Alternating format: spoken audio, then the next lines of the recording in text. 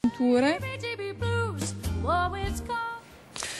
Apertura ufficiale questa mattina a Verona per il Vinitaly, il salone del vino noto in tutto il mondo, atteso da produttori e consumatori di questo settore. Sentiamo come stanno andando, come sono andate le cose del nostro inviato Paolo Brinis. Paolo, buongiorno. Allora. Sì, eccoci, come dicevi te, è un appuntamento importante per capire un po' quali possono essere le ultime tendenze, per capire un po' come va il mercato. A inaugurare il Vinitaly oggi il ministro dell'Agricoltura Luca Zaia, neo governatore del Veneto, e molti gli stand, molte le regioni presenti, 4.000 sono gli espositori.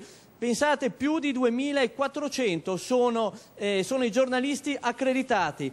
E questo del vino, un settore che meno di altri ha scontato la difficile congiuntura economica internazionale. I fatturati sono in leggerissimo calo, però l'export va molto bene. Una bottiglia su 3 bevuta all'estero è prodotta da aziende italiane e l'export è aumentato nell'ultimo anno del 10%. Si respira quindi aria di ottimismo qui alla Fiera di Verona.